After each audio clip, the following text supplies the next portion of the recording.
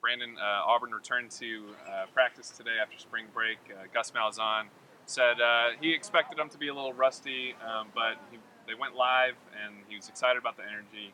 Tell us kind of what you thought They about brought out the gear oil, got them going, like right. the Tin Man, and no, they tackled for the first time all spring. This being the sixth practice, so they had 10-day break because of spring break.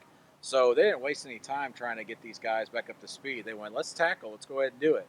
Quarterbacks weren't live, of course, but that's the big thing because I think that these last 10 practices are going to be very physical for them because they're wanting to kind of settle down on some two deep positions, especially along the offensive and defensive lines. And we also today saw the return of several players from injury as promised. And I think the biggest ones were Rudy Ford and Josh Holsey, both in that defensive secondary. Right, Rudy Ford, leading tackler, I believe, Yeah. from last year. He was out for a few practices. He was out the entire his first, right? His first, yeah. So he's back out there.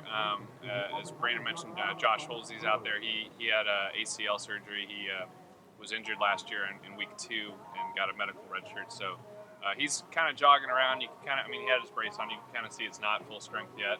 He's not putting a whole lot of weight on it, but he is moving. He was in pads and doing a little bit of drills and stuff like that. So, both of those guys are obviously going to be relied on heavily this fall in the secondary.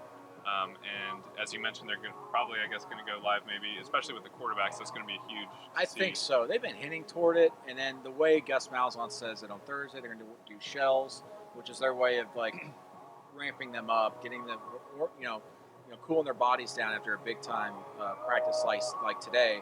And Saturday, I'm sure they'll go inside the stadium and they'll scrimmage. If not, they'll scrimmage over here at the athletics complex. The big question is, do you make the quarterbacks alive and let them get tackled?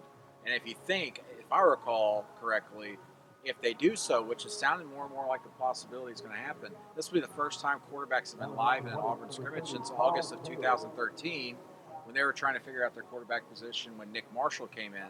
So the comparisons with John Franklin III are there on multiple levels, not only from the Nick Marshall talent standpoint and the type of quarterback he is, but also the way they're handling this quarterback competition. Right. I mean, last year, Jeremy Johnson pretty much had that wrapped up during spring practice. I think they named him the starter after A-Day. Yeah, 2 days after A-Day. Yeah. I mean, that wasn't a huge shock. I mean, he was always kind of supposed to be that guy, but now they've got so many options. They've got Johnson and Sean White and John Franklin III and Tyler Quinn's out there.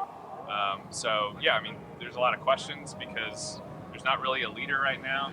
We saw a little bit of practice today. John Franklin III is still working with that third team. Obviously, he's still going to have to work his way up. But, I think that's going to reveal a lot for those guys in that race, for sure. That's how Nick Marshall won the job 2 weeks into fall camp or preseason camp. They had a scrimmage.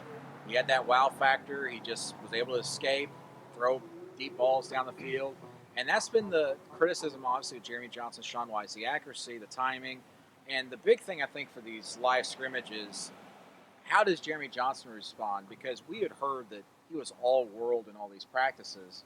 And the reason for that probably, as we saw last season, what he did on the field in game day, was that he wasn't getting pressured in practice. Right. Then when he was pressured in games, he completely melted down at times. So this is a critical time, obviously, in Jeremy Johnson's career, but all those quarterbacks. And whoever performs the best this spring is going to be the leader going into the summer. I don't think they'll name a starter, but we will start hearing a lot more about who is leading that competition these next 2 weeks.